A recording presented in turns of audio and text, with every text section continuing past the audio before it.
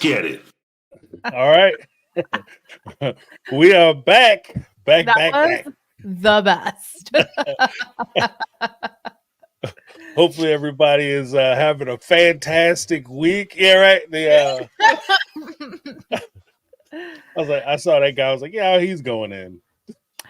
You guys, the last time we met, we were like, we don't know when season 19 is coming. And now we know. We have 2 teasers that have been put out. Did you see the one that dropped today? No, I have not. It was just 30 seconds. There wasn't anything crazy. Life-altering. The main thing that I love is that they left the soundbite in of Robin saying, I feel like the idiot who got left behind or whatever. And I was like, please leave that in every teaser for season 19. I feel like the idiot. Yeah. Or they should just cut it like. Yeah. I feel like the idiot and leave it there. Right. With the reverse. Yeah. Oh, yeah. But the weird thing about it is that she's always had that air that throughout, like, and this is from like season 1, episode 1. Well, maybe not season 1, episode 1, because they were still trying to pretend they were the happy family. But by like season 2, where she started to say that she was being somehow discriminated against and these women are against her and the people aren't celebrating her, she always kind of came off like the little girl or the little boy who was last picked in dodgeball or like the softball games, the basketball game or whatever. When they were picking the teams, like they're standing there and they're the last one. Like, do I pick you or do I pick the dog with one leg? You know what I mean? I'll take the dog. Who got glossed over for the dog with one leg. Right. Like that, yeah. Yeah, that, you know, it has that feel to that feeling. Right. I feel like the idiot who's been left out. Like, I haven't been asked to the prom. Sarah, you guys. Right. It's just 5th grade kickball. It's not that big of a deal. This was the Olympics. Like, let it go. It's been 30 years now. We really saw this episode, season 3, episode 7. We really see Robin's kind of manufacturing of the kids are against me, especially Hunter. Right. Yeah. And I think you actually had a video before, and I've seen some other videos from other creators. I think I've even talked about it, where the first instance that we have that she had an issue with Hunter was during the birth announcement. Because she came out, Solomon, I'm pregnant. And, you know, Hunter got quiet. And then she looked at and she focused everything on Hunter, but Hunter wasn't the only one who was quiet, you know, throughout that whole thing. Leon freaking has to like remove themselves from the situation and is in hysterics. So, I mean, nobody was happy. Right. First of all, what teenager is elated that their dad impregnated another woman? Right. Especially when you take into account that these kids, like there's been a certain thing where they've been assigned with the title of parentification, where they were like pseudo parents to a lot of the kids. So why would I celebrate having more responsibility? Right. You know what I mean? And then that was my other big takeaway is, so they've been in Vegas for a minute at this point, and the kids are still talking about how much they hate Vegas. Right. It is so sad. It is so sad. Yeah, you know what? And there's because I think ultimately there's that point where when you look at it, there's always been kind of it's been implied that everybody welcomed Robin and her family with open arms. But clearly that wasn't the case. 1, 2, the whole Vegas move was the second big life-altering thing that happened to them that was thrust upon them. Like they had no choice whether Robin and her kids came in the family. You got to like it and accept it and love it and just deal with it. Then they moved to Vegas, and it's not like, okay, what do you think about moving to Vegas because this is what's going on with our family? It's you got to like it, love it, accept it, and deal with it. And so Like I think that a lot of the rebellion that they're seeing actually comes from the kids feeling helpless. Because when you feel like you don't have a voice, you feel like you're not being heard, you start to act out, you start to act different, you start to do Yeah. things to make you seem more like rebellious. So you're Mhm. going to like issues and problems. Yeah. Granted, my daughter was only like 3.5 when I found out I was pregnant with my son, but she was like, okay, like, what's a baby? Like, I've seen some comments when people are talking about, like, yeah, like when my siblings were announced, it was like, Yeah, yeah, because it's you know what, and that's actually I think more of a reflection of how you do your parenting. Because if your kids are looking at it like, okay, it's a brother or a sister, and yay, it's just another person, or yay, I don't know what that is, that's just Mhm. reflective of the fact that you are the primary caretakers of that child or Yeah. those their siblings. So they don't really see the difference. But when you have somebody who's been taken care of, getting up early so I can get my brothers and Mhm. sisters ready for school and I can cook them breakfast, and then when they come home, because this is something that like I said it yesterday that Cody had made a complaint because that kind of stuck in my craw where he made the complaint about we don't really see what happens with their lives because we only get 20 hours out of 365 days. The truth of Yeah. the matter is the flip side to that is we only saw one instance where Hunter had to get up and take care of those kids. But Mhm. logic would demand that if Janelle is staying late at work, Hunter is also coming home and fixing dinner. Hunter is also coming home making sure homework is getting done. Hunter is Mhm. also coming home making sure that the kids are ready for bed, they brush their teeth and everything else. So Hunter is essentially being the de facto father of these other kids. And Mhm. so, yeah, I would recognize that you putting another baby on my ass. Like I don't have enough to do. And You it's know what just I mean? less time I'm gonna see my dad that I hardly ever see anyways, so Right. cool. Yeah. Yeah, this works. Yeah. And yeah, that's a point I didn't even think about. That's a great point. Is Mm. that another thing to consider is that when you brought in another wife, because there's always that during this episode, they talked about uh, Cody going out bringing in another wife, but by bringing another wife and having a child, like already I see my dad. There's three wives. I see my dad every third day, right? Right. You bring in a wife. Now I see my dad every fourth day. Now Mhm. that wife starts to have children, and my dad's attention is going to be on to that newborn because that's what happens. Everybody loves babies. Not everybody loves children or kids. So I'm going to lose my dad because he's going to be focusing more on that newborn baby than on Mhm. me. So on double fold, you Yeah. feel that loss, you know? Yeah.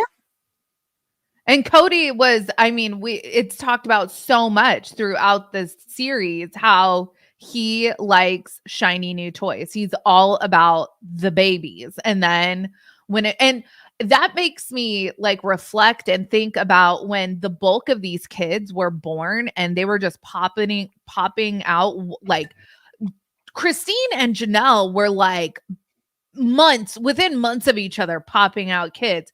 Like none of those kids got to be Cody's favorite for very long because Mhm. another baby was coming along. So I Right. feel bad for like Hunter and McKelty and like they're not the oldest, but they're of the older set. So Yeah, and that's a good point too, because when you talk about like and it's I never really put the time frame together, but when you Mhm. talk about Gabe and Gwendolyn being the twins, they call them the twins, that's because Right. they're 4 days apart. Right. You know what I mean? That is crazy. Yeah. Like, you come in like, could you imagine? Like, I know they didn't have like hospital births, but in my mind, because I'm a normal, average, everyday monogamous, I guess, and I use the hospital facilities. Yeah. I couldn't imagine showing up on Monday with one woman to have a baby, and I'm there, and I'm involved, and I'm doing the pushing and the come on, woman, let's do this. We got this. You're the queen. And I'm thinking of, because Cody doesn't do laundry. Like, had they even washed the sheets yet? Right. They wash it when they get better. Gabe's older, so like, had Janelle even done laundry yet by the time Christine was giving birth? Right. It says, oh well, and then I'm back in there on Thursday. I know. Crew, come on, girl, you're the queen. I didn't even think about that, like the optics of going to a hospital as a polygamy. Like, I mean, I thought about it, but like that would be very strange. Like 2 in 1 week. Right. And technically, they're close enough in 4 days. You would be dropping one off and possibly taking one home. Yeah, if you did a C-section, sure. Yeah. Like, although with my second C-section, I got booted out like real quick, like maybe too quick, but anyway, longer another day. We need the bed. With my first C-section, I could it was like a vacation, and the hospitals have that good ice, so it's like very enjoyable. Aside from like having your splayed open, rearranged, yeah. Aside from that. But yeah, the second time around, they were like, okay, ma'am, it's been like 36 hours. Goodbye. Right. You're about 12 hours. We let you sleep. What? Yeah. I need to upgrade my insurance. Is that what you're talking about? Exactly. Like, I didn't realize I had to drive through brand of this insurance and play a drive through premium. I had a friend, my husband had a friend whose wife, she had a natural delivery. I don't even think she was there for like 12 hours. I swear to God, she was in and out. And I was like, is that even legal? I've never heard of outpatient's birth. For real. Like she had a really quick labor. She like hardly labored, and then for however long they monitor you after, and then she went home. It was like, wow. Yeah, I got the call that she was in labor, and then she was like home. I was like, what happened? Yeah, that doesn't seem right. Unless the kid is like floating 5 feet off the ground with an S on his chest, like maybe you want to keep him a little longer. I know. Oh wait, I gotta give Kathy Mosley $5 super sticker. Thank you so much, Kathy. With the crazy dance, that was amazing. Thank you, Kathy. Let me give you some. Yes, Kathy. Yes. Awesomeness. Thank you so much. Well, before we get into the, we'll let the room fill up a little bit. And before we get into like the real nuts and bolts of the sister wife episode, let's go over some of this forbidden love. Forbidden love. I am amazed at some of the stuff we were seeing, like the Amish dude, like him and his wife. They put it together and they get it in their mind that she's talking. His wife is talking to the English woman. She's talking to his cousin, who is also a former Muslim. She's also a former Amish person. Yeah. And, she sneaks onto the compound every now and again so that her mom can see her grandkids, and she's reunited with the family and everything is cool. But there's still a warning that if she gets caught on their farm, that the whole family get shunned and booted. So she's taking it, like the mom is taking a significant risk. So that puts in the mind of I forget his name. Oh my goodness. Elmer? Elmer, yeah, Elmer's wife. He is looking at she decides that she wants to get dressed up like an Amish woman and kind of do like a black ops operation. Like I can't decide, like, are they being respectful or it almost feels like it's mocking a little, like it feels like she's playing dress up, and I'm like, right, I don't know, it like this is, I don't know how to feel about this. Well, because it's the thing that that really stood out to me was something that because I was looking at her, I was like, something isn't right. Something's not right with the way she looks. It's just not right to me. And the one guy at the store hit the nail on the damn head. He said, they're wearing the clothes, but she has her nails done and she's wearing makeup. Right. So you Yeah. can't go to the Amish people doing cosplay and think it's going to be well received. You know what I mean? And especially if it's like, oh, I'm going to celebrate my friend who's a doctor and I'm going to buy them a nasty nurse costume. Like it's Right. just, you know, Exactly. Exactly. And I'm sorry, I don't know if do you watch Welcome to Plathville? no, I haven't seen it. Okay. One of the people recommended it, but I haven't seen it. Yeah, no, it's good. But there's this whole storyline on Welcome to Plathville about like the kids when they kind of rebel against these really strict conservative parents, they get like shunned, like how Elmer got shunned. And it really struck me, especially with episode 6, like when they talk about like it would be easier for them if he died. Like, are Mm. you kidding me? If He said it'd be easier if the father died. no, if Elmer, like to them, they've Okay. mourned Elmer as if he died. Right. And if my religion or whatever ideology I follow requires that I turn my back on my child, I'm not following that ideology. Like, no way. Right. Yeah, I couldn't kick them out because they don't want to participate. Like, if your kid don't want to go to church, hey, Yeah. you don't kick them out of the house and tell them, "I wish you were never born. I've Yeah. Well, scorned the day." one of the like Ethan on Welcome to Plathville, he and his wife are getting divorced this season, but one of his like hard line in the sand things that he had for his wife for them to stay together was like if they were to have a gay kid that they would disown that kid. Wow. Okay. Yeah. And I that didn't. was like when Olivia, his now ex-wife, was like, okay, like we can't be together. We're not going to have kids together because like F Wow. that. Yeah. Wow. That's is in a way, I guess, depending on where you're at and where you're from, like when you hear things like that, be like, wow, I didn't realize they still made that model anymore. Like Right. It's like, oh, we're still doing that? Like, hey, that's ooh. still a thing. Yeah, like, ooh, not a good look. Not a good look Right. for sure. So that would have set me back. Like, whoa, I didn't, because it's something like I always encourage people that if you're having kids or thinking about having kids, getting married, moving in, whatever the case may be, you want to have a lot of conversations about how you go about things, how you see things, what are your view on things. And that actually might not even be something that I would necessarily think about off the top of my head, top of mind to bring up as a question. Mhm. Like if we have a child and that child came out and it was gay or whatever the case, Yeah. would you kick it out of the house? Would you disown it? Like that wouldn't even be I don't know.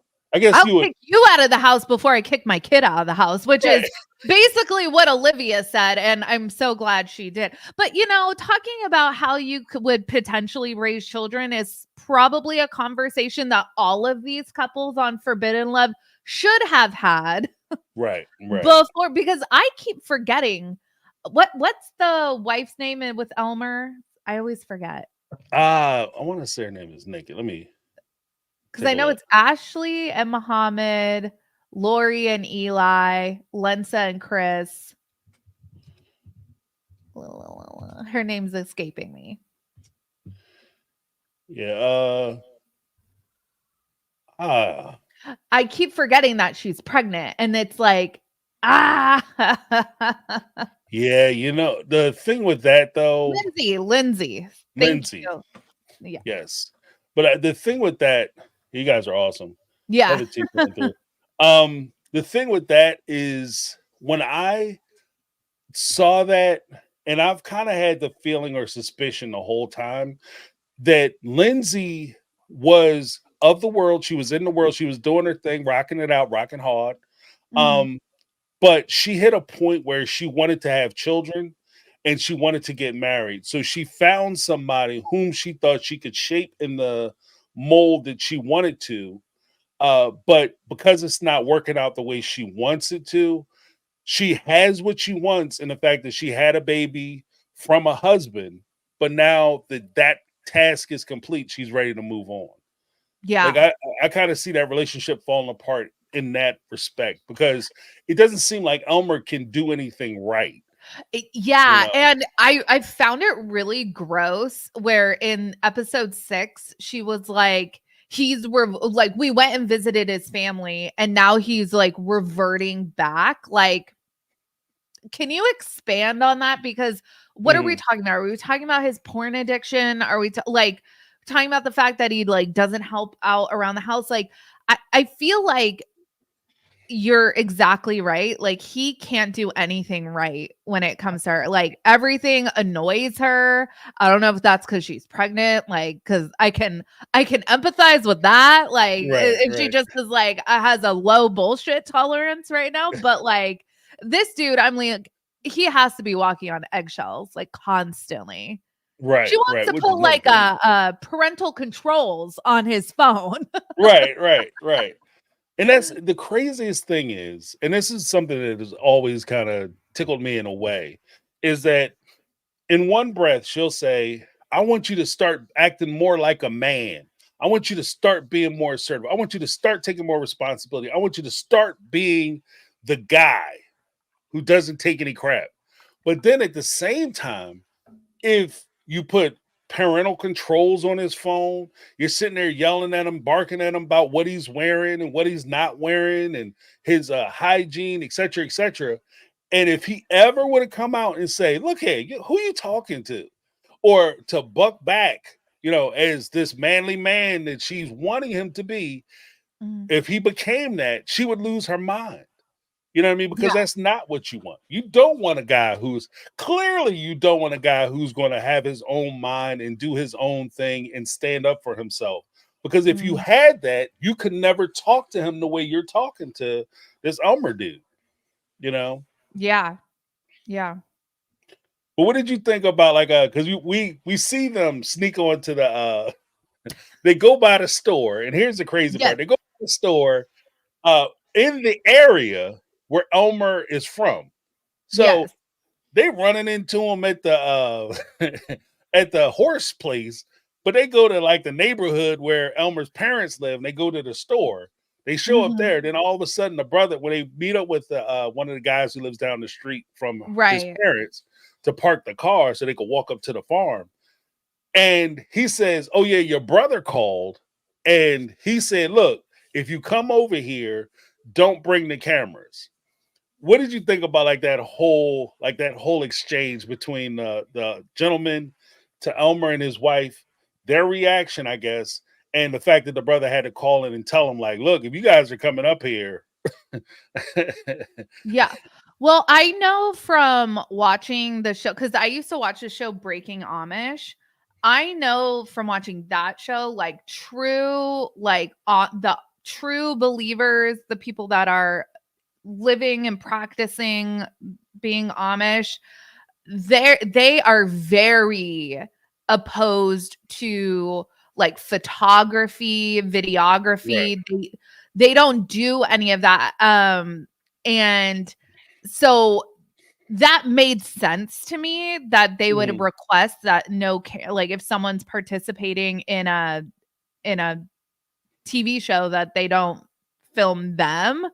I'm not sure what their reasoning is, but I know that that is something that they don't like. It Right. is usually like, yeah, they blur their faces and stuff like that. But um so on the one hand, and it was funny to me because on Breaking Amish, typically there would be some like practicing Amish people that would appear on the show, and then you would hear people talking like, well, they can't possibly be really Amish because a real Amish person would never appear on a TV show. Like, Right. Right. so Right. yeah. Because I think it has something to do with like the sin of vanity or pride, Y- having your picture taken or whatever, or Yeah. being seen. Yeah, and I don't know if that has to do also along the lines of like they just reject like all things modern. So I Right. don't know if Right. it has like something along those lines too.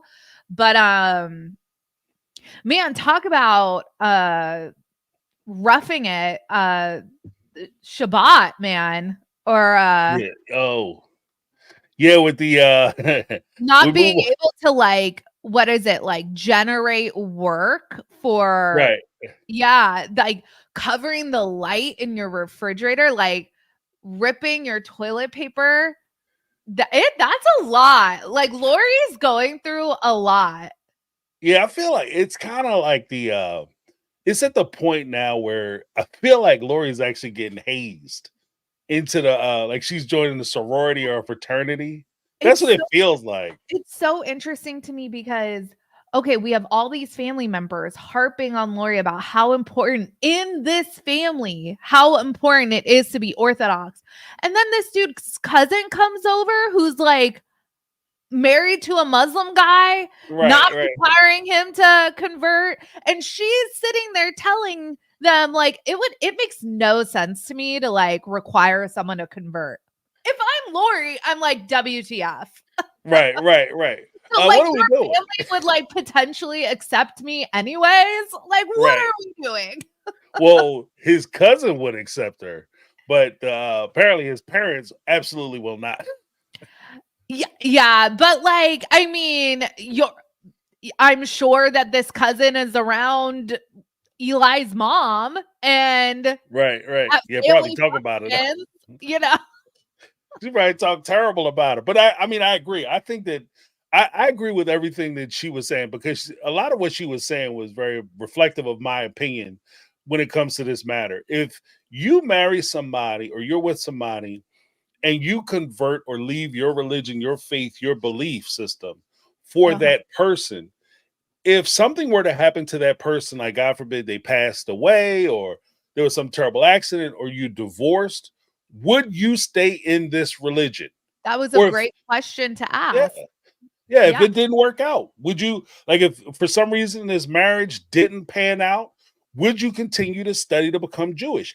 And if the answer is no, then this isn't something that's on your heart. So therefore it's something that you shouldn't do. If it's that weird aspect that like if you're in a relationship or if I'm in a relationship, I don't want to be with somebody who doesn't want to be with me. Yeah, Mhm. you know what I mean?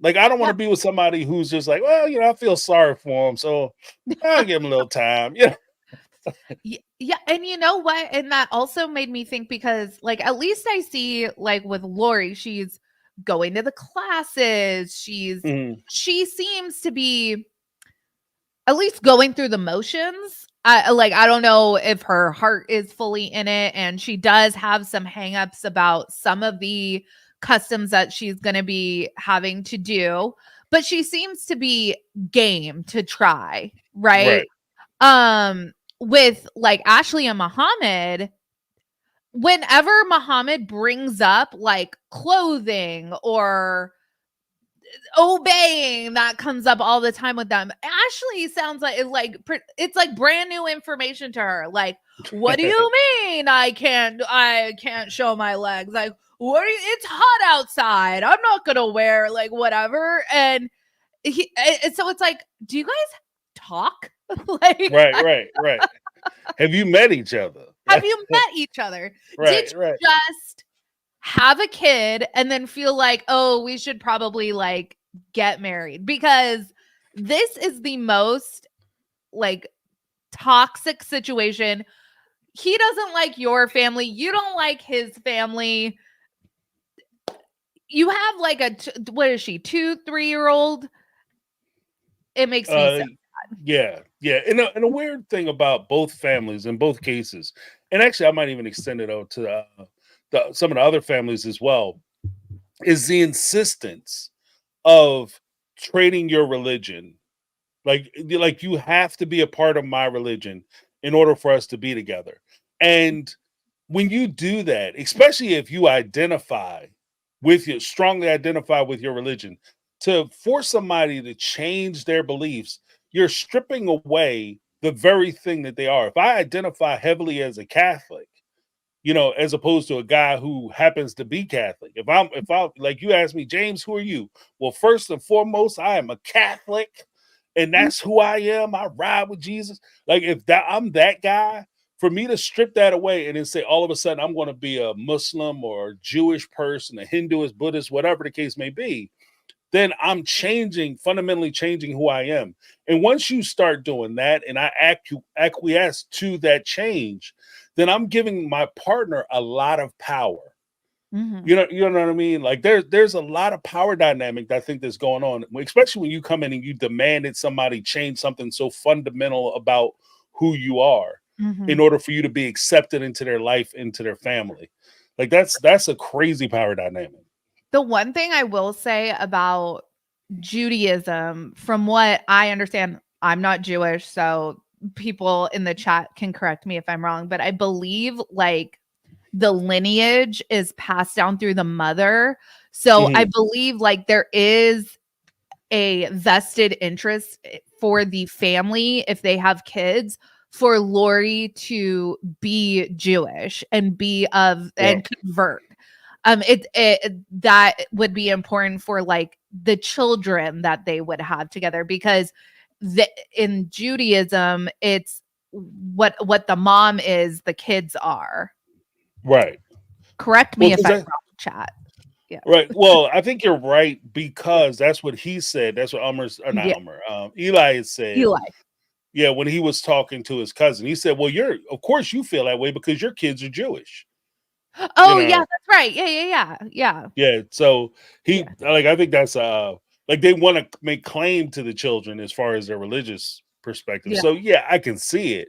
I just think it's a little rough. Oh, so that's interesting. So it's less of a problem for the female cousin to be frolicking around with people of other religions because she's holding the lineage. It's not Right. a Right. problem for yeah. They worry less about her. Yeah. They could care less. Yeah, right. That's Well, okay. She it's like, whatever you do, like, we know your kids are going to be Jewish, so it's all good. Like, the grandmothers, like, don't have to worry as much. Now, with Eli, it's like, you got to convert her. right, right. We I got want to to make be able sure to, your kids are Jewish. and that's the weird thing too, because it's kind of that because there's another couple on there where you feel the shame of like if your kids don't accept your religion or your faith, they see it as a slight on themselves. They see it as a personal failing that their kid might not have. Like in Eli's case, if his kids aren't Jewish, then his parents will take that as a personal failure. That Eli didn't like. Oh, what did I do go wrong that he doesn't want to have his kids as Jewish people? Why is he ashamed? It's not that he's ashamed. It's just that his wife is Catholic. You know. And then we see, like, actual ideological tough conversations start to happen. Like, we see, what's her name? No. Yeah, Lori. Lindsay. Lori, I'm sorry. Why do I keep getting it's so hard with names in this show for some Yeah, reason. they're a God, little close. They're a little close. episodes in. But we see her get very emotional. She's lost her father. That already made her have like a religious crisis. So Mhm. she's open to converting. But then when the the ideology of Orthodox Judaism, what they believe as far as the afterlife is not what Lori grew up believing. So you're talking about not being buried with your family, not Right. being, you're talking about you don't like you no longer believe in an afterlife essentially. You don't believe in heaven or hell. And so that is a lot, especially when you have like a deceased loved one. That's a lot to like. Yeah, yeah. It's just that one more thing, that one more that one and. Mhm. And the one thing that I will say about the two of them, Lori and Eli, in this particular case, I have concerns for them, not just because of the religious aspect. I think that the difference in religious belief, I think that can fundamentally be a problem depending on your beliefs, how strongly you believe in what you believe. Right. But I do think that there's one thing that concerns me is because they do have issues with addiction. They have struggles with addiction, Yes. and when you like, if you are say I have for a while, me and my brother, we would go out and we would go to the like we'd go to the football game or whatever. We go to a bar, get some sandwiches, watch some beer, get some beers, watch the Mhm. game, and that would be the thing we did, right? So if you get used to every time I meet up with this particular person, we go get something to eat. If you ever try to change, and this is a very small thing, you ever try to change, like I'm on a diet. I don't want to go to the bar and get beer, or I don't want to go to the bar and get burgers or whatever the case may be. Mhm. What there's a point where you say, well, what do we do? You know, Yeah. and what is our relationship? And Yeah. that's a very small thing, but when you're struggling with addiction, you become a particular person. Then when you try to leave that addiction, you're basically trying to reformulate yourself into a different person, a new identity. And then Mhm. what Eli and his family is doing it to Lori is they're demanding that she change yet again into another person. And Yeah. then, Yeah. you know, Not and then only even in a sober person, but now right, you're a sober person of a orthodox religious ideology. She is going steps beyond where even Eli has come from getting sober. That's an excellent point. right. And then one of the things that even bothers me more about that, compounding on that, is that Eli's family seems to me, and again, I don't know, but it seems to me that they're trying to pull Lori away from her people, away from her family, because they want her to identify strictly as a Jew associated with Jewish people. And so, like, even with the comment of, they're going to have to get used to you not being around on Christmas. It starts with the holidays. Yeah. It starts with the holidays, and then I can see it being, well, why are you leaving for a couple months to take the baby down to see them? Because they don't need that kind of influence, because they're too young and they're impressionable. So you got to keep them close to the faith so that they can keep doing the right thing and they can keep being influenced. We don't want them to see those things. And as the child gets older, there will be a disconnect and a division potentially between Eli and Lori and their kids and Lori's family. So Mm. that's that I will be concerned about as well.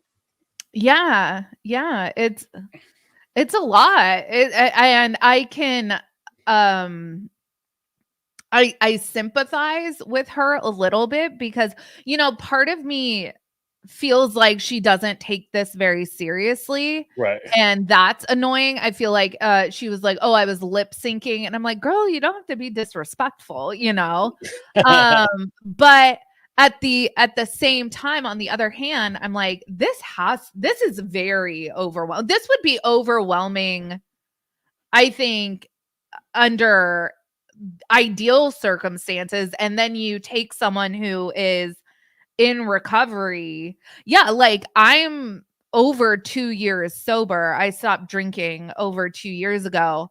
Mhm. I'm like I feel like I'm pretty far removed that I don't the first year I would still be like, "Oh, I had an itch for wine," because that I was just so used to it. Right. Now that itch is not there anymore, but I'm still not going to bars. Like, I'm not Right. going to, like, hang out at bars and stuff.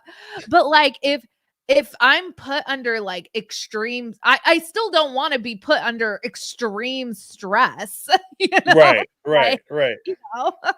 Well, So because I think that that's one of the things too is that because even with any type of recovery, when you have any type of addiction or whatever the case may be, it's like the separation is very difficult for you to get to the point where you say, I'm not doing that no more. That's foolish. That's crazy. Hit rock bottom. I'm done with it. It's over.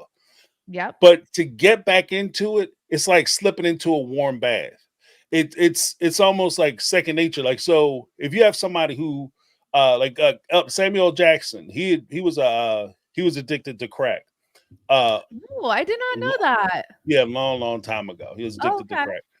But if he picked up a pipe tomorrow, he'd be right back in the mix. He'd be right, you know what I mean? He'd be Yeah, right back into it. And even though it's been 20, 30, I think maybe 40 years since he's been doing that or was involved with it, he could be on it tomorrow. So that's why, yeah. when you talk about like recovery, that's why they call it recovery and not the cure. You know, Yeah, nobody's ever said, I'm cured of alcoholism, I'm cured of drug addiction or sure. substance abuse. I'm in recovery, because it's a constant day-to-day struggle that, you know, any day you could be right back in the mix.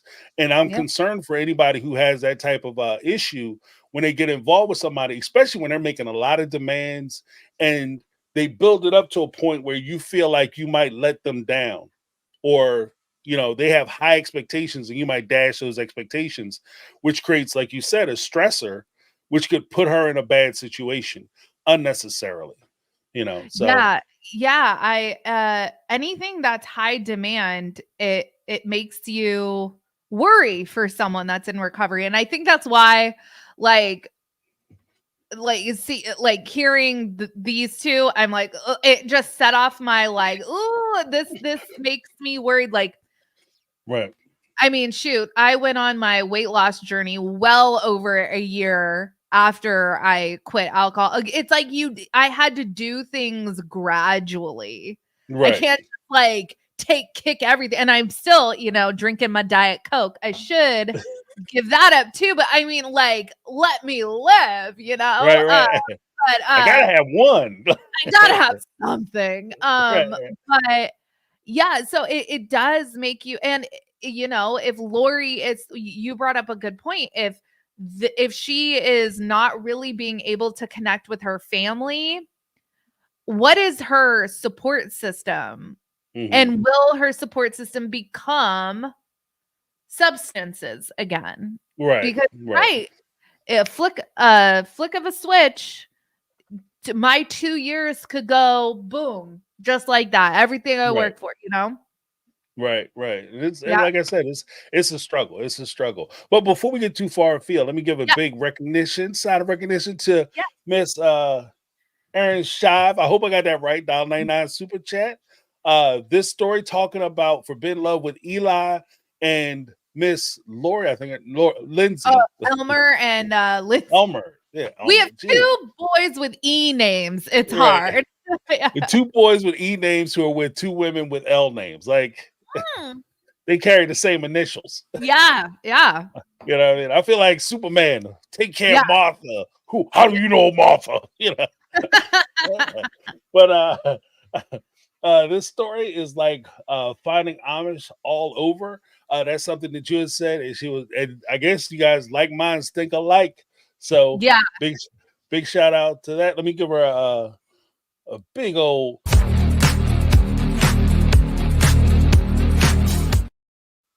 All right, thank you so much. Thank you so much. And then also, I had another super chat from Casey's Fractured History and More, $1.99 super chat. I'm Jewish, but I'm not an Orthodox Jew. And that's the thing. Like and when we say these things, just to be very clear, Yeah. we're not painting by any means a broad brush. Like this is how all Jewish people think, because they are not a monolith. Like there are different levels to anything. So like I'm a Catholic, and I know that I'm a very relaxed Catholic, but I know there are some die hard in the church every morning, 5 o'clock Catholics. They're on Sunday Catholics, Sunday school Catholics, choir practice Catholics. Like there are Catholics who are all about Catholicism. I'm not one, but I know that they exist. Same thing with Muslims. So when we talk about, like, even in this particular case, when we get ready to talk, when we talked about Ashley and Muhammad, his faith is his faith and how he carries it, which actually reminds me of something. Just delving back quickly into Ashley and Muhammad, they talked a lot about like the clothes. Thank you so much for the super chat. Let me give her a big Yeah. round Thank two. you so much, Tracy.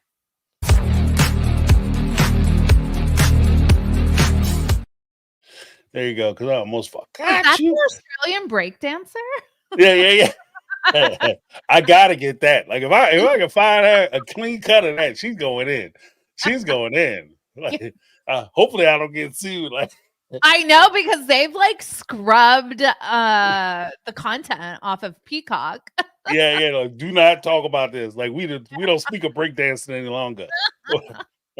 But with Ashley and Muhammad, one of the things that struck me is that Muhammad, and this kind of bothers me a little bit.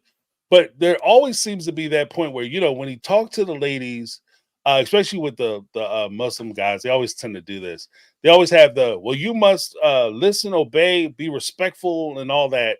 So I'm gonna tell you, and so you have to wear certain garments because that's what it says in the book, and you have to be respectful of that. Blah blah blah.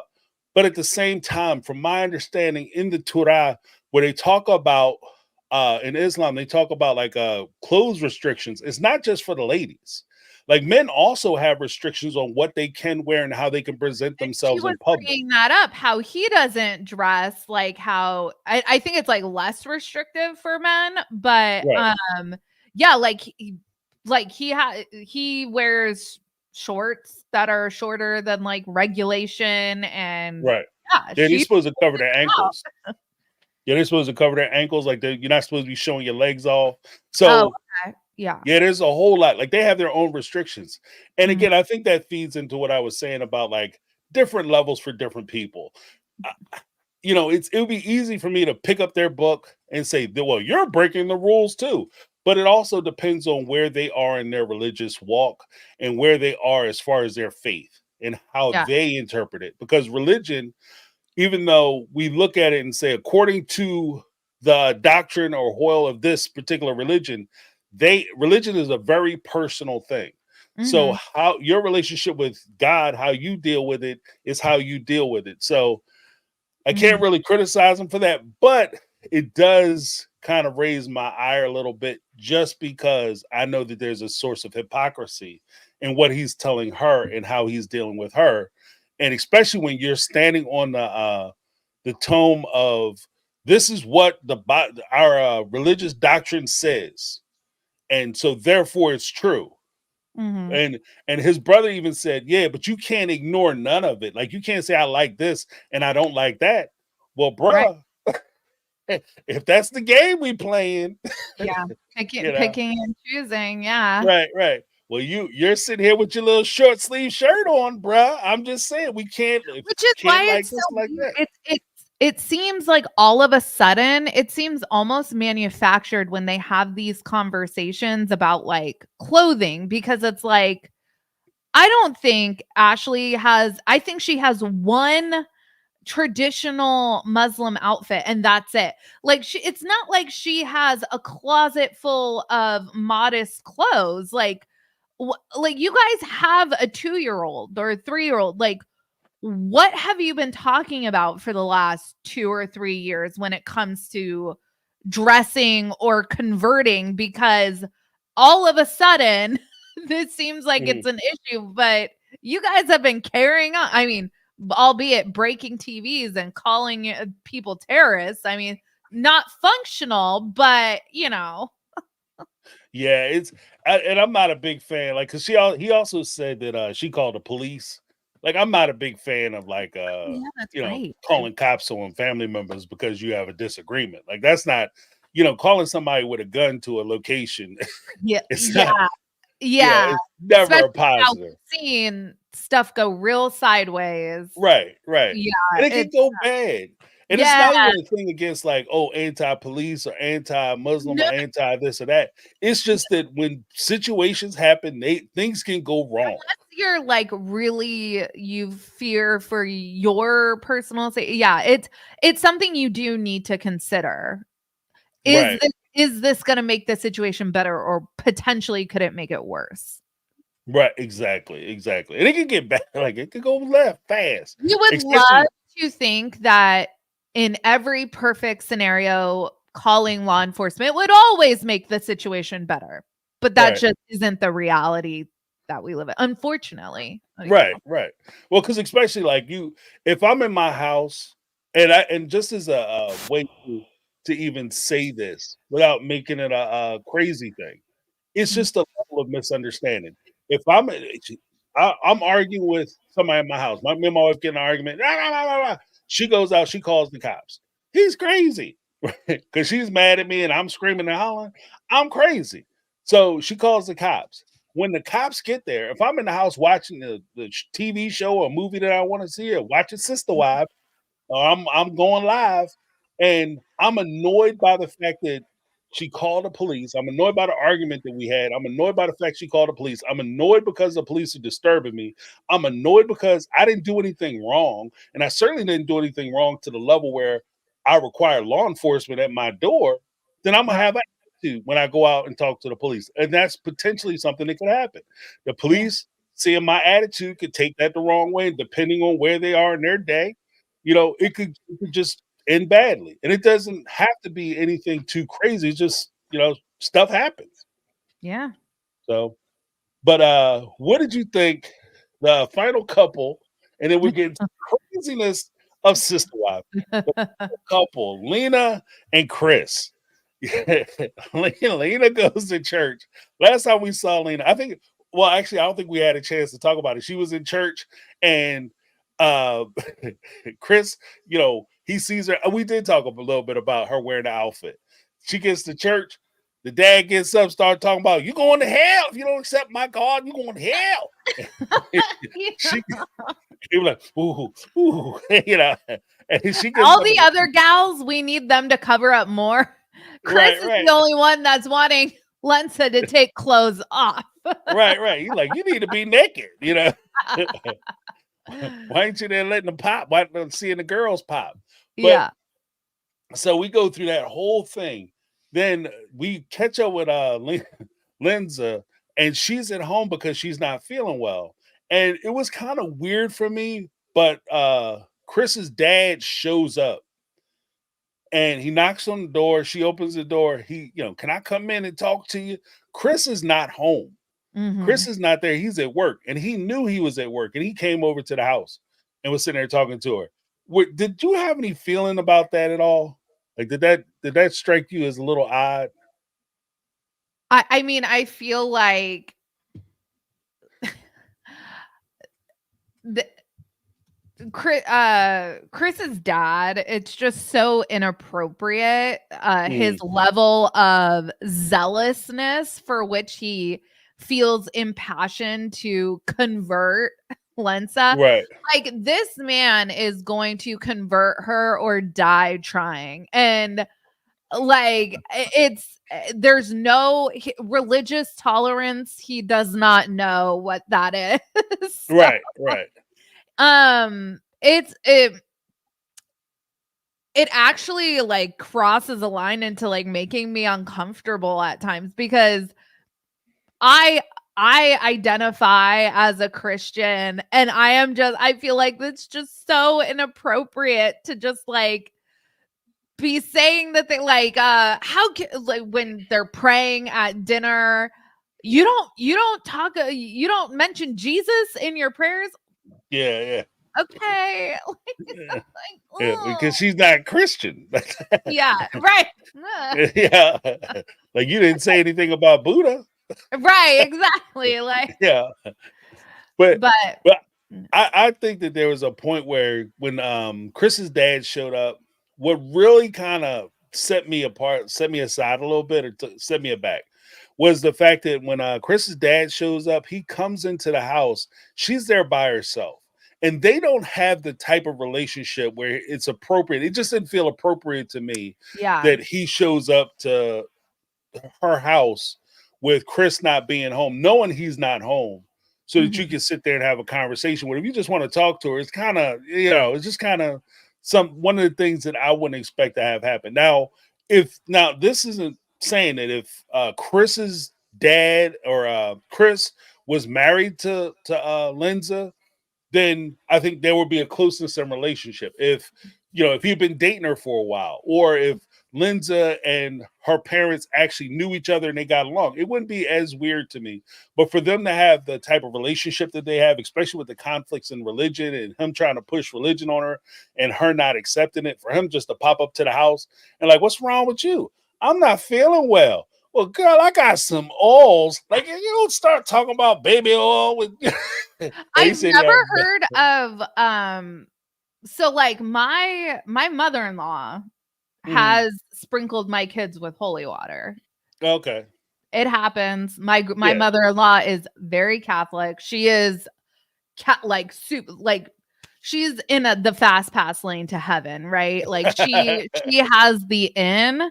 So she's good.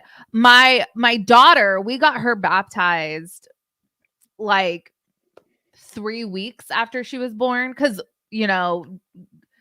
Catholics, Lutherans, I was raised Lutheran, do infant baptism. I know some religions and denominations don't, but for the churches that I grew up in, they do. So it's like, get them baptized right away. My son, we held off a few months. Like, I think he was like 7 months old when we got him baptized. And I shit you not, like one day my mother-in-law was over and she was like, can I just she asked permission, but she was like, can I sprinkle him with a little holy water? And I'm like, yeah, sure. Like, if you want, I was like, what do you think he's gonna sizzle? Give him the blessing. Like, I've even heard of the oils and stuff before. I've never heard of it with oil, but I do know anointing with oil is a thing. So I guess that makes sense. Yeah. Yeah, I've heard of it before. If for you to try to push that on somebody, and especially for you to be making a sign of the cross on them, and they're not Christian, is inappropriate. I could see how she would think that. So all of this, so James, you grew up Catholic, I grew up Lutheran, neither one of those are very theatrical religions or denominations. This is very I guess performative is not the right word, because that denotes that it's not genuine. Right. I do believe that there is genuine passion in their religious practice, but it's very theatrical, right? There's a lot to it, as they're speaking in tongues, there's all this stuff. Everything's very boisterous, and it's very everything's with so much emotion. When she says that it feels like witchcraft, right? Yeah, to someone who doesn't even believe in Jesus, to be getting sign of the cross on your forehead, that could be offensive. Right. And two, it's the idea of if you're not part of a religion that uses or utilizes oil blessings, if you don't believe in water, there's some religions that don't believe necessarily in burning incense or with the ashes, and that there's a whole bunch of stuff, especially even as a Catholic, like the Ash Wednesday or burning the burning the damn, I just said it. The incense or whatever. It could be offensive. And even with some Catholics, you go to some of the magic stores or cult stores, they have the line on the wall, and you be like, if you want to get money, get this candle. If you want to have love, get this candle or this rub or whatever. Say, write the person's name down, put it in the envelope and burn it. To a strict Christian or Catholic, that sounds like the occult. That sounds like witchcraft. So I can see both sides of it. Both sides of it, because I've seen where I have family that will buy candles and burn candles, and I have family who will look at that and say that that's witchcraft. And that's completely no bueno. So but so I guess, did you have anything else to say about forbidden love before we move into Sister Wives? No, I'm ready to talk some July 4th rebellion. Yeah, right. You're right. Yeah. So in this particular episode of Sister Wives, a couple things happen. First, you have Mary, or not Mary, I'm sorry. The family decides that they're going to do a little camping trip, right? And we'll I guess go backwards. So they go away on the camping trip, little road trip to keep the family together. It's going to be so exciting. They're on the road. Everything is copacetic. The kids, of course, the teenagers don't really want to go, which makes sense, and that's completely understandable for teenagers. And they talk about the struggles that they have as far as leaving Utah and having to deal with Las Vegas and the struggles they're having. It's revealed that Hunter had finally signed up for football, and he's actually kind of coming around and becoming more of himself. So they're starting to see a lot more of that. But what did you think when they were on the road and there was a disagreement with the kids, and apparently Peyton had poked Brianna in the face or in the eye. Brianna loses her crap. She runs to her mom, starts crying. And this is the episode where Mary is around the corner yelling at the kids, talking about they need to stop picking on these other kids and accept them as their brothers and sisters and stop Mhm. picking on them. And Mhm. she looks back and says, "Can I get some of the other moms to say something?" Yeah. What did you think about that? Well, it was Is so that interesting, right? Because on the one hand, so clearly Christine would have preferred it to be a more subdued, like take Peyton off to the side, maybe like parent him individually.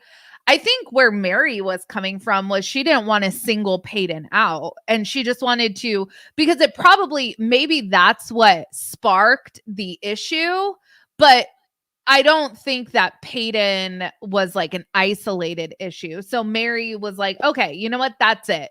Everyone, we're having this discussion. And so Mary just wanted to have that conversation as a whole. So I see and appreciate where both of them were coming from, but it's so interesting to see kind of the different parenting tactics kind of butt heads with each other. Mhm. And that's kind of interesting. That's what made this show so interesting, is how Mary chose to parent is not the way Christine chose to parent. And we see that come to a head here because Christine clearly did not appreciate Mary kind of almost like embarrassing the kids on television. She wanted that to be a lot more like behind the scenes, which I can appreciate that for the kids' sake. But there's so much that I feel like was kept from viewers. Like if you're going to put your life on TV, put your life on Mhm. TV. Don't Right. put your life on TV and then tell us a lie, right? Right. That's part Right. of that's like what the reckoning is that's happening now on Sister Wives. But for like the kids' sake, I can appreciate the fact that she wanted to like maybe not do that on national television. Right. Right. Yeah. Yeah, because I kind of saw it. I saw it in a couple ways. First, I thought it was interesting that they got into the argument because you do see a difference in the way that they approach parenting. Um, but there's also a point where when Mary was calling for the other wives or the other moms, that's what she said. I want the Mhm. other moms to start chiming in What and say she didn't call something. out Cody for Right. not doing shit. Right. Dad, typically, and that's one of the funny things because I'll belay that point real quick, but typically, or put a pin in it, but typically in these traditional homes, it's the father who does the discipline, is the Mhm. disciplinarian. Wait till your father gets home. Like, I've heard that when I was a kid. But my mom was nice. she was nice with it. So when my dad got home, it was a whole different story. But yeah, my mom, she was also a disciplinarian too. So she wasn't. I'm not taking anything from her, but you would expect these ladies, even though there are four of them, there are more wives, that they would rely on their husband and be able to say, "Hey, honey, do you want to step in?" And especially with these young men putting their hands on young women, do you want to step forward and tell them or say anything with regard to how they're treating these young ladies and how Mhm. the appropriate way that they should be addressing them and treating them? Do you have anything to say? I think that would have been a great point. Yeah. But to the other side of it, when I was looking at it, and Mary was like, made a big production. Can I get some of the other moms to say something? And she felt like she wasn't being supported. There's a joke, and I laugh at this joke because I find it to be immensely true. Dave Chappelle had a joke where he was talking about Jussie Smollett and the whole Mhm. Jussie Smollett thing where he accused like some MAGA guys of jumping him. Yeah, And yeah, yeah. when he got busted, he said, "Well, I don't understand why the black community didn't come forward and support me." The whole thing was is that we were supporting you because this shit didn't sound right. Like it didn't sound right. And I was supporting you because I didn't say that it didn't sound right. Like what you were saying didn't make sense. So that was my Silent, form of silent support. support. Right, exactly. I Yeah. didn't bust you out. And I Yeah. think that like when I saw it, I think that Christine might have had that opinion, like, okay, well, Mary is talking to him and I'm gonna let her, get her stuff off. But I'm not sure what the issue is. Because Mhm. everything isn't a problem to everybody. You know what I Mhm. mean? Like if they especially one of the issues, and I'll get your opinion on this. Do you think that Mary, because her whole thing was, you guys have to accept that these are your brothers and sisters. You have to accept that. And the kids even made the point of saying, this is how we treat each other. Right. You know what I mean? This is how we do it. Mhm. So I'm supposed to now change my whole approach to how I deal with my siblings because these other kids can't take it who joined my family. I didn't join them, they joined us. True. Right? So I think that maybe Christine was looking at like, the kids will be kids and this is how they deal with each other. They got to learn to stand up for themselves or they won't survive in the family. And she was just maybe she was looking at it, Christine and Janelle, surely not Robin, but Christine and Janelle might have been looking at it like, this is how we do. You Well, know? for sure, Janelle and Christine's parenting vibes are very much the inmates run the asylum. Right. Let's just get real about that. So I think probably Mary was a little bit fed up, like to her wits end that like she wasn't getting any back. Like I think Christine is very much the like gentle parenting and all of that. And I Mhm. think Janelle is just like, let Christine handle Right, it. right, right. um, but and I think for the most part, yeah, I think the kids thought like, hey, I'm gonna treat Dayton, Aurora, and Brianna just like I treat like everyone else, which is exactly what Peyton was doing. I don't think Peyton did to that Brianna or whoever what he wouldn't have done to Maddie or McKelty or Gwen. But like maybe he shouldn't be doing that to anybody, and that's something that he can be parented on. But it, Robin, Christine actually, and she says this. I don't know if it was in this episode or another episode where she says, oh yeah, and like Peyton. Oh, it was the episode where they go on that picnic and Logan and they're talking about how like fabulous of a dad Logan is. But when Christine mentions like, and Peyton was like arguing with Brianna, and I was like, oh look, they're siblings, they're arguing. Like it made her so Right. happy to see. Yeah. So it's like okay, so they are thinking of them like their regular brothers and sisters, and then Robin can't even handle that. So it's like like these kids are in a lose-lose situation. Right, right. And that's part of the problem that I have with this entire situation because they have always it's a selfish way to approach not only parenting but any relationship that you have to accept the things that I like. So Robin or Cody liked the idea of Robin coming into the family. He liked the idea of her bringing her kids into the family. And so therefore because I like it and because it's good for me, everybody has to accept my decision. And not only do you have to accept my decision, but you have to like it, love it, and you have to be comfortable with changing who you are and how you fundamentally deal with each other in order to make my decision more palpable for everybody involved. And I Mhm. have an issue with that because and there's a lot of things that could have cured some of these problems. Like for instance, if you had a year where you had to court each other, that's fine and great that you took a little more time than the 2 months that you met somebody to marry them. Mhm. That's great that it took you a year to get married of engagement. You had time to learn each other. But the one thing that I didn't hear them say was that they were trying to integrate those kids into the larger family.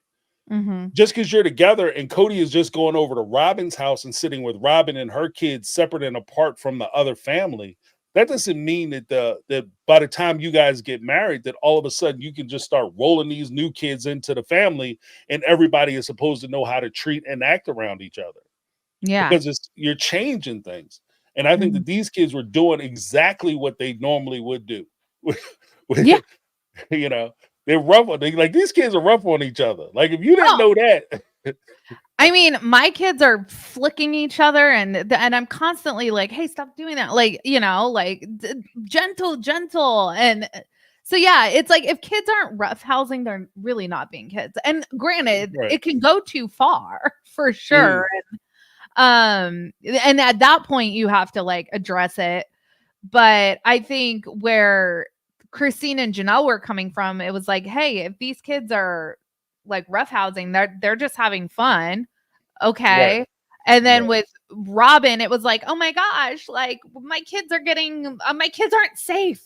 And right, right, right. yeah, They're being tortured, and right, they're exactly. Like Cody, my kids are being beat up. And it's like, right.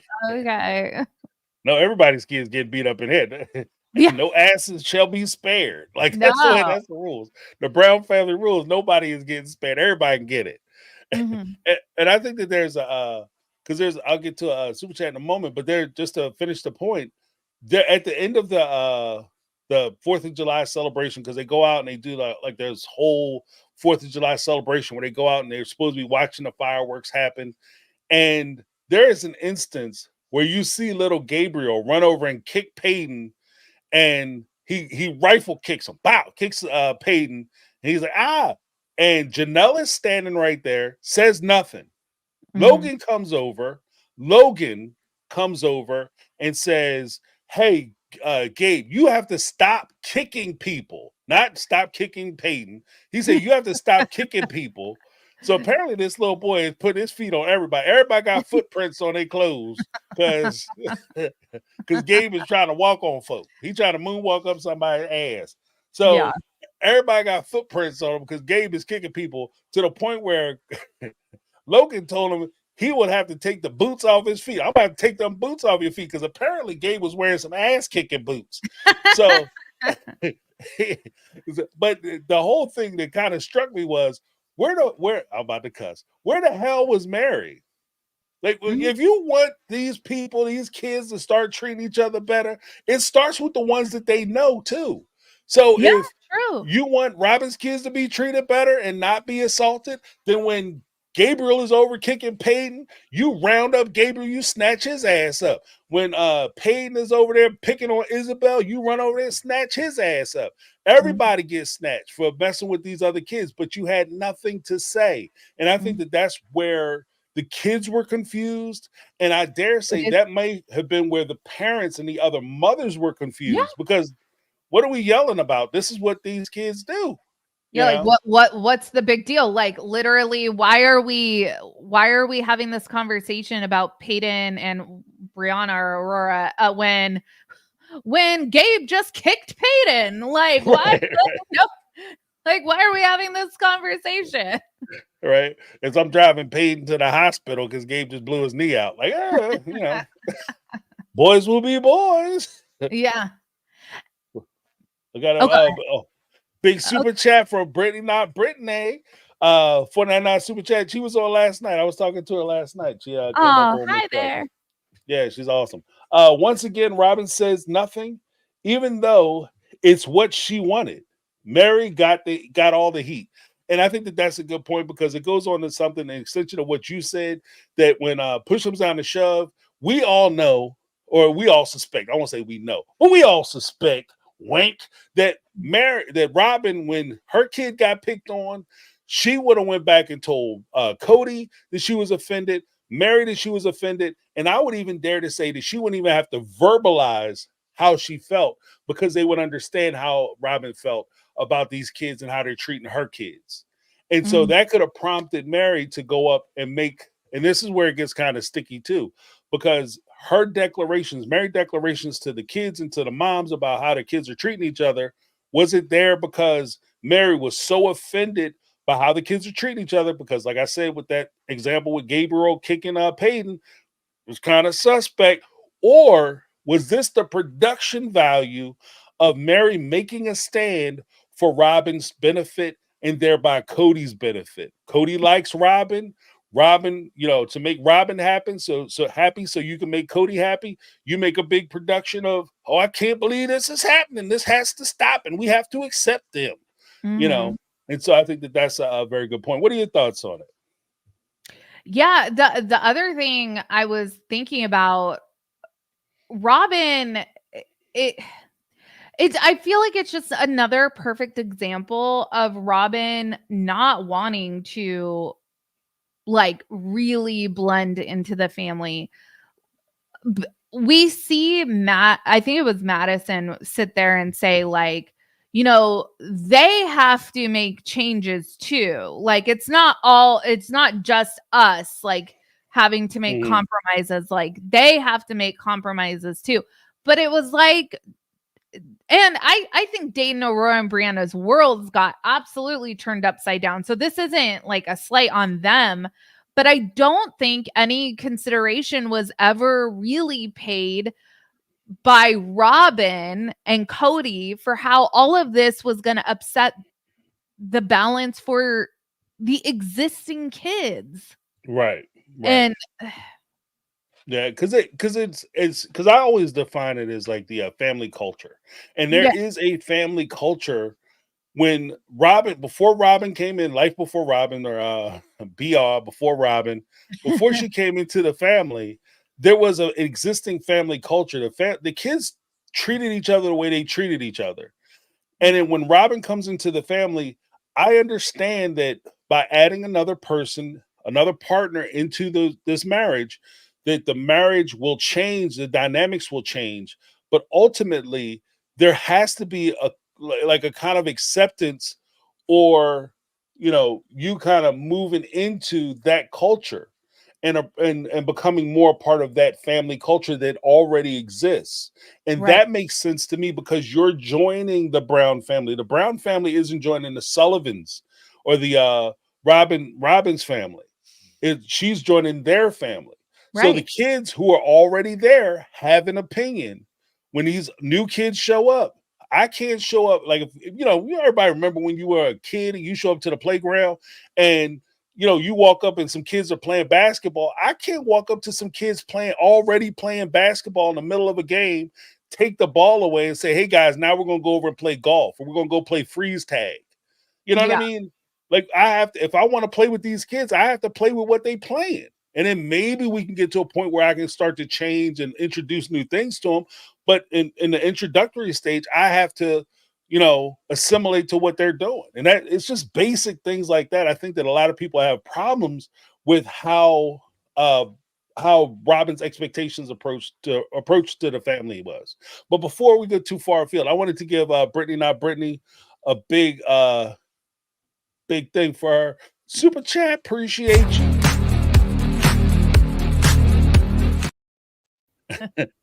And there was also one more I wanted to get to, if I can find it. Here we go.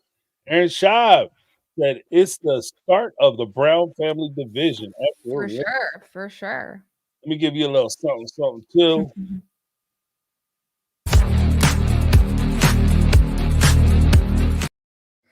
Yeah, but I agree with that. Like, this is like, I think that this is like the especially as Robin started talking about like the kids not accepting the other kids, and them not being accepted and all that. This was the point where you could see a lot of the families start to diverge, like actively diverge on screen. Like, there was always problems, but you're Yeah. really starting to see the lines being drawn. And then Robin even takes it a step further, and she gets real like emotionally terrorizing with it when she says, if these kids Yeah. keep bullying my kids, my kids could choose to not live with us. And Cody, are you going to let that happen? Right. And it's like, I can't believe she just said that. You just guilt tripped them. And Exactly. I'm going to tell you this.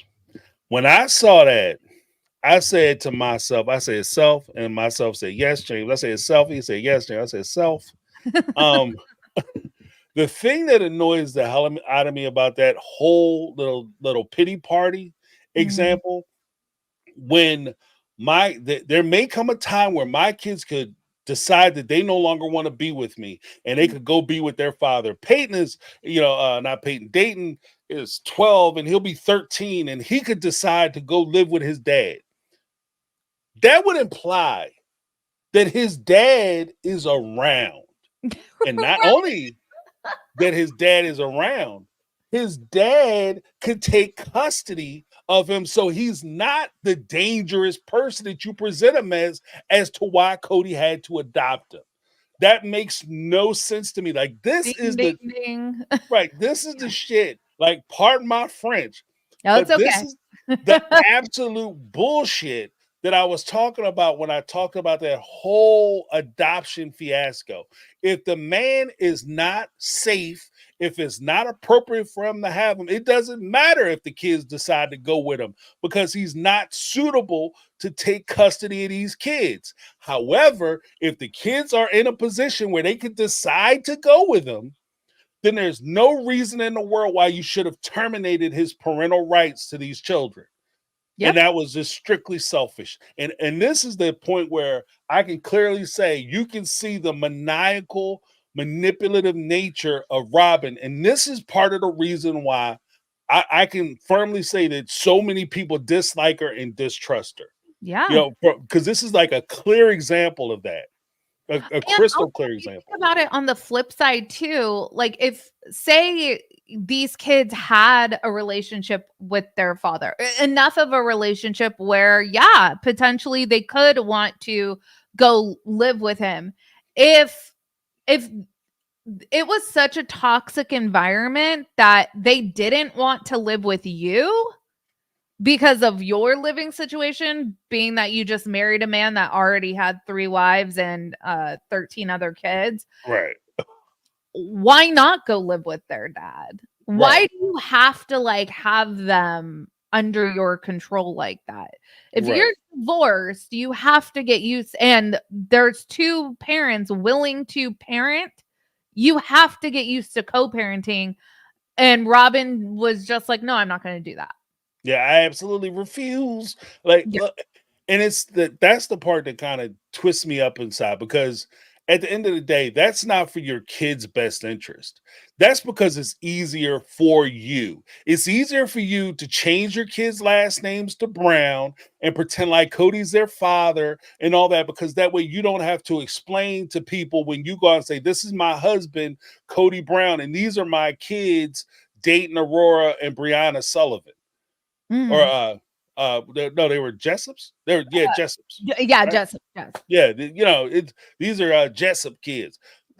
Okay, fine. They have different names. Shit happens. Look, in the where we are in our society, we understand that if you meet somebody and there's like the father have one last name, the mom have another last name, and the kids have another last name, everybody knows that that's like a blended family.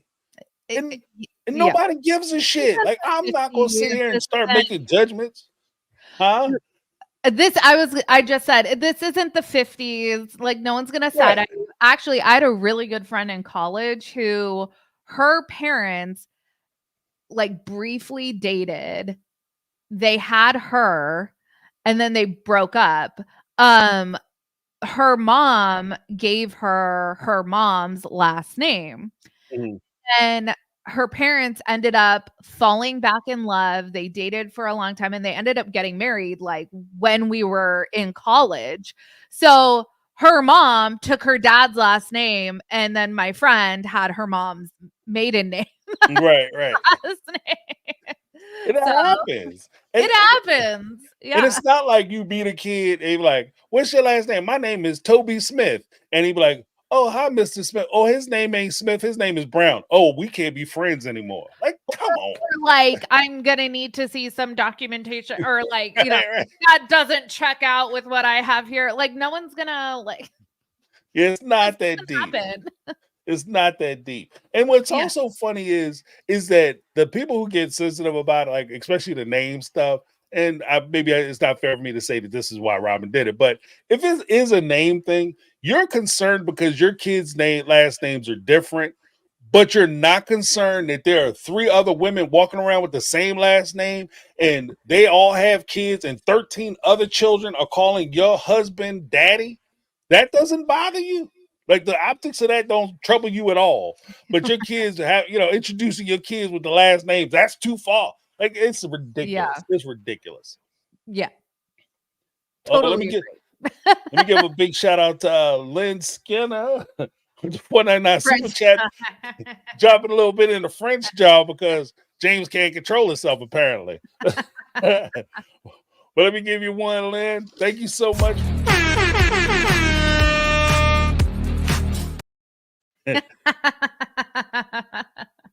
Like, oops, yeah, that burnt. Like that whole adoption thing burns me up every time I think about it because it's one thing. Like I said, I have no problem at all. If you are not safe for your children and it's not appropriate for you to be around your kids, I have zero problems with you not seeing your kids. But if Yeah. you have a parent or an adult or somebody who wants to be involved with your kid, there's nothing wrong with your kid having as much love from as many people as possible to help them shape and develop into productive human beings. Maybe they'll find happiness.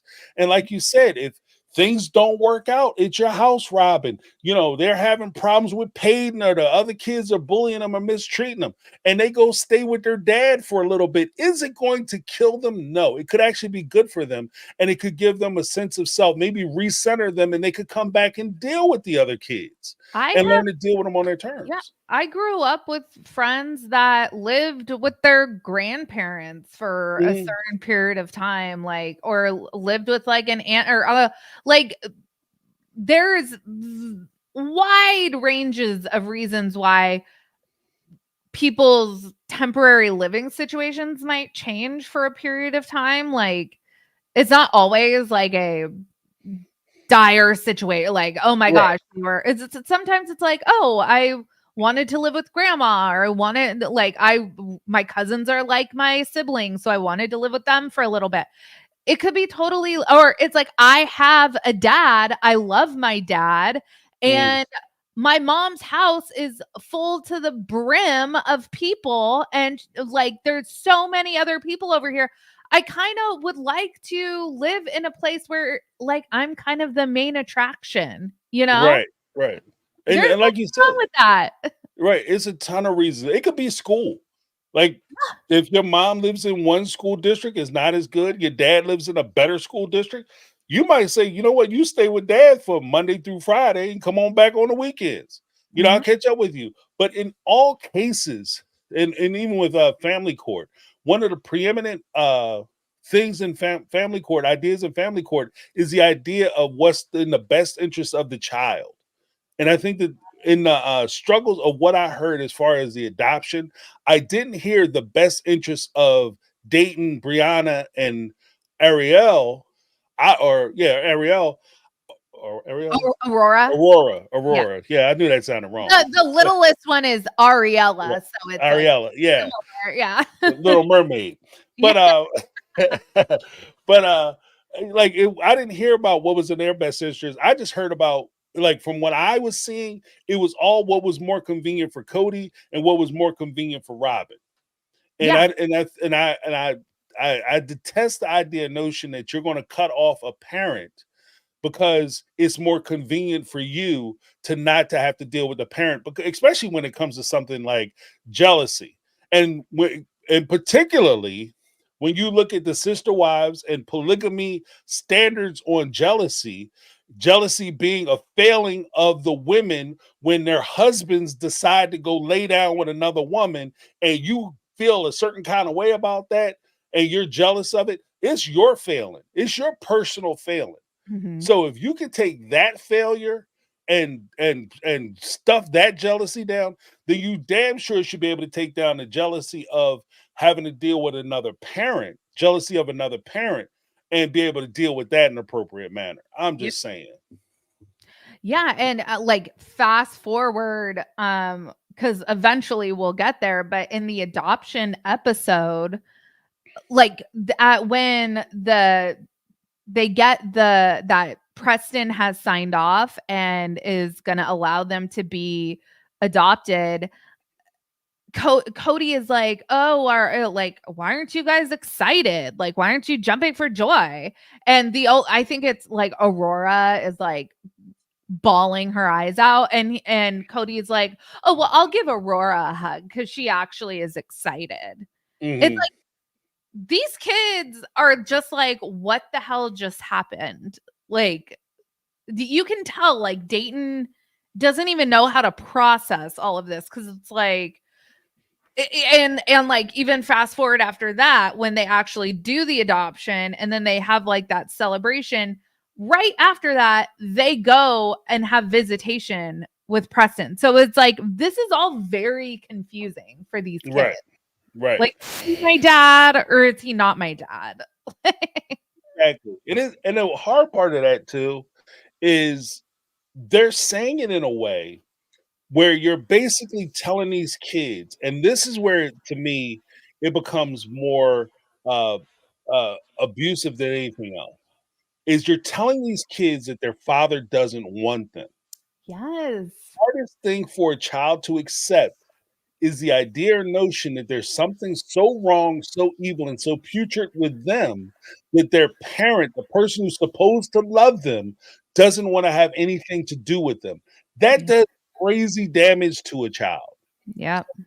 To do that willy-nilly just because it makes you feel better, more powerful, and more in control makes you an asshole.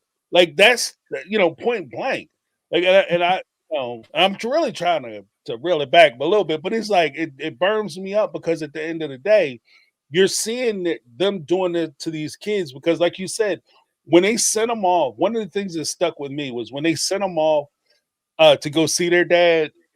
Dayton was in there packing his clothes. He said, "Well, what are you doing, Dayton?" "Well, I'm packing to go see my dad." And he's ready to break down in tears because he's so excited about seeing this man that you guys said was so abusive that he didn't deserve to have any rights.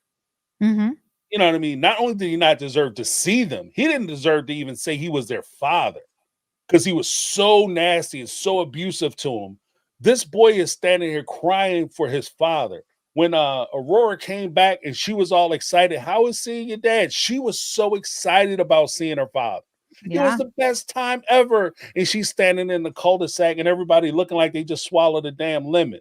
You should be Yeah. happy that she's happy. And then Yeah. she came home safe and then she had a little time away. There's nothing wrong with her having a little time away. And maybe it even strikes me too because Robin was in a situation where she kept those kids separated from the other kids, right? You kept them separate. And by you keeping them separate, they didn't have those necessary bonds with the kids that they were supposed to be attached to. Mm-hmm. But in addition to that, if you're saying that they're having a tough time with the bullying that was going on with the Brown kids, wouldn't it have been nice to, I don't know, if they could have had a break every Yeah. other weekend, they could have went somewhere, been safe, had a good time with somebody who was Yeah. taking care of them, and they would get to know a sense of themselves. I mean, just a thought. Just a thought. And then, you know, what's really gross about all of this is that at the end of the day, it all came down to like money. Um, Robin actually on the show brings up like, oh, like, we told him we'll forgive child support or whatever. Now, I do believe that there was actually like, I know that there was like Dayton's like medical bills like came into Mm, play, and they tried to like put that on Preston, but as we know, Dayton actually got in his accident while he with was with Cody. Cody. Yeah. Yeah, so it's like none of that medical debt was Preston's fault. One could argue that Robin not having freaking medical insurance by marrying a polygamist was probably more her fault than anything. Right. Um, but anyway, it's really sad that it was like what here's the other thing. We really don't know anything about Preston. So he could be like an absentee, not great dad. I have Right. no idea. But what I don't believe is that he was like abusive or neglectful, or I just don't really buy that, because we do see all these instances of the kids getting excited and the kids like talking about seeing him. So Right. if he was Right. dangerous to be around, you just wouldn't do that to your kids. Absolutely. And that's the thing. Like if it was that bad, then protect your children. By all means, protect your He would kids. have like supervised visitation or Right. something like that, right? Like you wouldn't be sending them off for days or weeks at a time without you. Right. That just Right. doesn't make any sense. And it was also weird that you sent them right after the adoption goes through. Like Like, almost yeah, as a reward. Like, right. do this adoption and you will be rewarded by seeing your dad. That is such a I made a video several months ago about how I think that basically that the adoption has aged like milk. What I think that they thought was going to be like get pull on the heartstrings of the audience. Now Robin and Cody look so bad in those Mm, episodes because what they did to those kids is so unforgivable, in my opinion. Like right. these poor kids.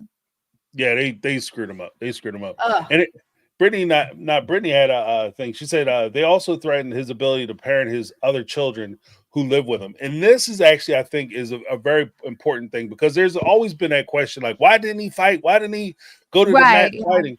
And I think that she hit it on the nail on the head, because this is something I've always said. When you have, like, if you have a blended family and you have kids that are separate, if you're trying to go for, like in his case, in David's case, Robin's ex's case, if he would have went after Dayton, Aurora, and Brianna, he was already remarried with his own children from that marriage and that union.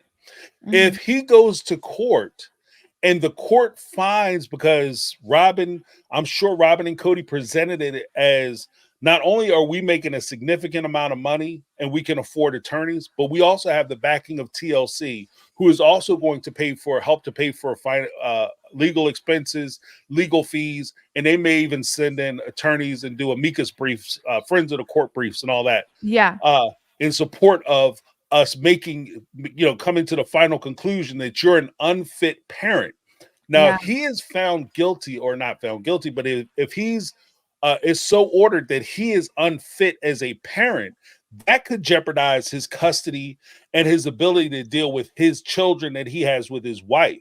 CPS could be called, CPS could be called, or the Child Protection Services could be called to his home to investigate whether his kids with his wife are safe in that environment, Yeah. because he's deemed to be unfit. If you're unfit, you're unfit. It's not you're unfit to take care of my kids, but you're fine to take care of your kids. You're Mhm. unfit.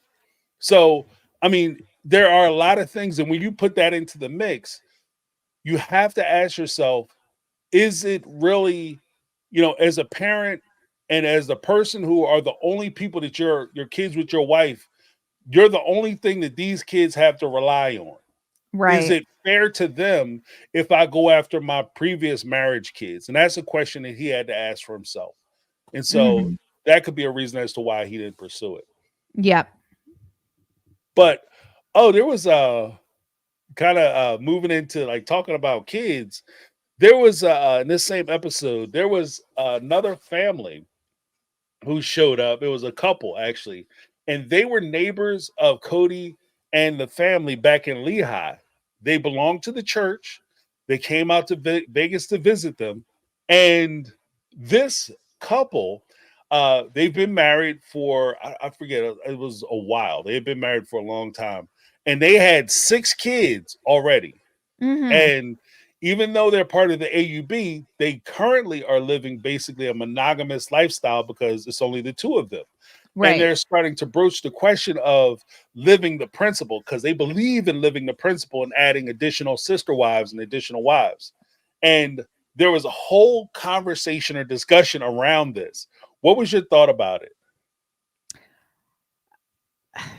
I feel like it it's so interesting because I don't think either of them particularly wanted to live polygamy, but then like they are of this church, they are of this faith, and I feel like the woman was like super against it, and the guy was like, I don't know, maybe, but like, I don't know, I like really love my wife, and like, you Right. know, like Right. it was just really, it was really interesting. It wasn't like, it didn't seem like this guy was like super impassioned about polygamy.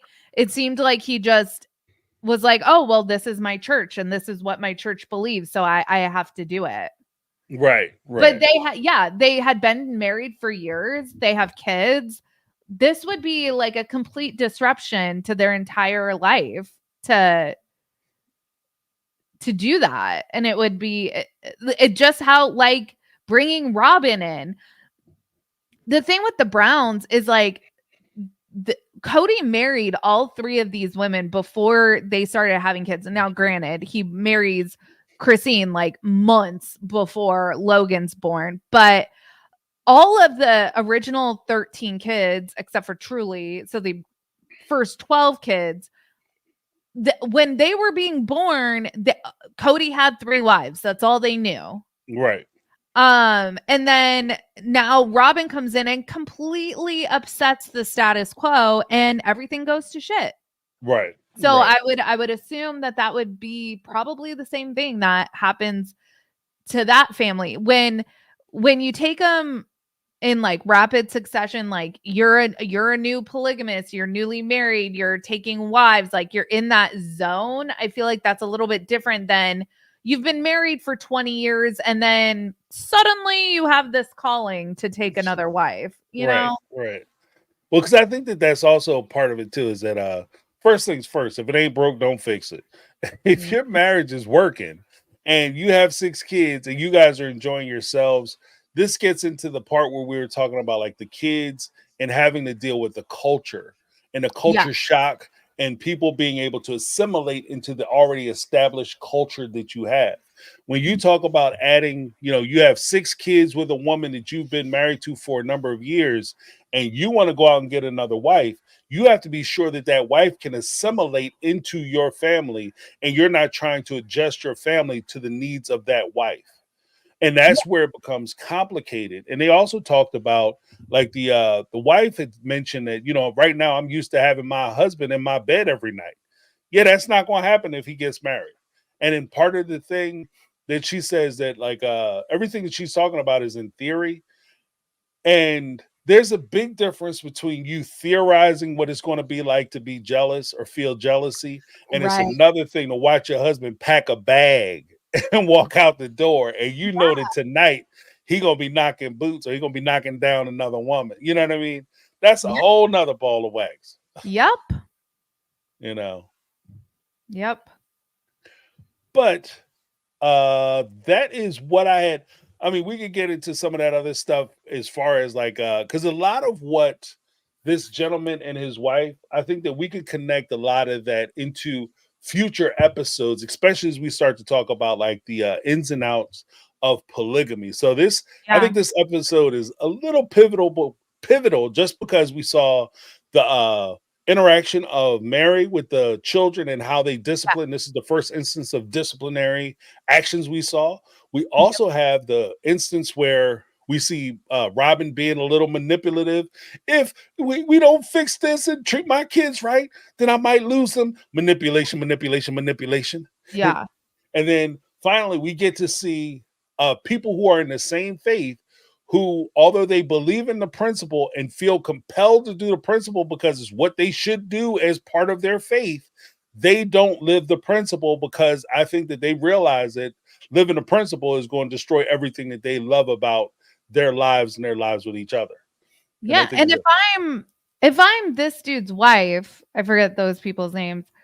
It's like, okay, we're of this religion where you have to have a certain amount of wives to like reach a certain level of heaven. But it's like, if we don't do that, am I going to hell? Like, do I need the highest level of heaven? Like, can I be cool at like diet heaven? Like, right, right, but like, I like, I don't want to be miserable in my like one lifetime on earth in order to achieve a slightly better level of heaven. Like, are we talking like goose down versus like synthetic, or like Right. what are we talking about, you know?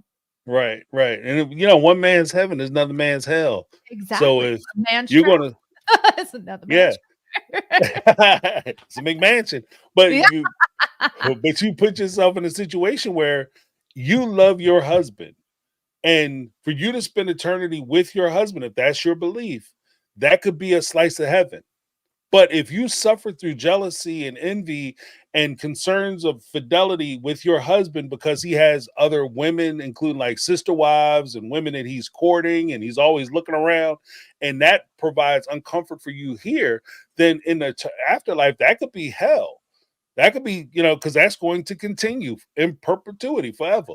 And that's So, why, James, I am so excited for Mary to talk about getting a release from Cody in season 19, because she's going to stick it to him in the afterlife. right, right. His heaven just got smaller. He's not only losing Went acreage down in the right, he's losing acreage in the earthly realm. Like a- he's gonna lose part of Coyote Pass, and he's losing land here. He's gonna lose acreage in the afterlife too. So Yep. he's in all kinds of problems. He's going to 14-karat plated heaven, not solid gold. So Right? He's going to that sterling silver heaven. yeah, he's he's going to that Claire's heaven. he's a he's not going to Maxinista. He's right? Like this bracelet, $23. You know, these diamonds ain't real as glass. But what did you have coming up this week? Oh my gosh. I was supposed to have a Sarah Spills video out yesterday, and then life. So this week, I'm going to be talking about the Secret Lives of Mormon Wives. That's going to be coming out. So I'm going to be talking about that on Sarah Spills. That'll probably come out Wednesday. And then I'm talking more coming up on season 19. I'm so excited. Yeah. It's going to be crazy. Yeah. So what I have coming up, I have I'm going to be dropping videos because I was out of the loop last week. But I'm back, and I'll be dropping the videos concerning the trailers this week. I have 3 videos that I'm dropping because I have so much to say about these trailers. It's crazy. So I did one huge video, and I was like, I gotta cut this shit. I got part of my French. I gotta cut this way down. This is crazy. So I'm gonna release 3 videos on the trailers talking about like each person. I'm also going to be dropping more videos on my take on family law. So look for that. And we should be back next week to talk about more sister wives. And like you said, I am so looking forward to the start of this new season. Me too. You know, you got Janelle talking about getting attorneys. You got Mary talking about seeking a divorce and through the church. Like it's going to be a crazy season. It's going to be a crazy season. So yeah, I've got my popcorn ready. All right, you guys. Have a good night, everyone. Have a great night. But before we go, I want to give a huge shout out to our moderators, Lindsay B. And I saw a BCat K in the house. Is there anyone else? If I'm missing you, are always holding it down. You guys are right. Our ride or dies. Yeah, the chat, and I appreciate the chat keeping everything positive and funny and light in the chat box because, like I said, classy chat to begin with. So yeah, exactly. Because YouTube should not be a place of stress. Like this should be the place of no stress. Oh my god! Sometimes because I follow a lot of like trials on YouTube. Some of these chats go off the rail. Right. Yeah. Go insane. Yeah. But let me give before we go, I have to give one shout out to Tanya Johnson, who has a $2 super sticker. Yeah. Thank you so much, Tanya. Good seeing you. Let me give you a little something. And this is not only for Tanya, this is for everybody in the chat, but I'm gonna give Tanya something. And if everybody in the chat. James, people are asking about your second channel. Oh, okay. Yeah, it's called My Take on Family Law. My Take on Family Law. I have a video up already, and I will link it to my page. If you're a member of my Facebook family, be my Facebook friend. I'm gonna Yeah. drop a link in there for the videos, and when we get things rolling up off the ground, it's gonna be awesome. Woohoo. But thanks for asking. But thank you guys so much for coming out and enjoying your Monday afternoon, Monday evening, Monday night with Sarah and I. I greatly appreciate it. Yeah. Sarah, did you have anything you wanted to say before we go? No, just take care, everyone, and we'll see you guys in our next videos. Awesome. And that says it all. Thank you guys so much for coming out. Appreciate you. Have a great night. Be safe. And we shall see you next week. I'll see you on Sunday if you ride with me on Sunday. And make sure you check out our videos that we start dropping. Again, that's Reality Squad, Sarah Spills, My Take on Reality, and My Take on Family Law. You guys have a great night, and we shall see you. Bye.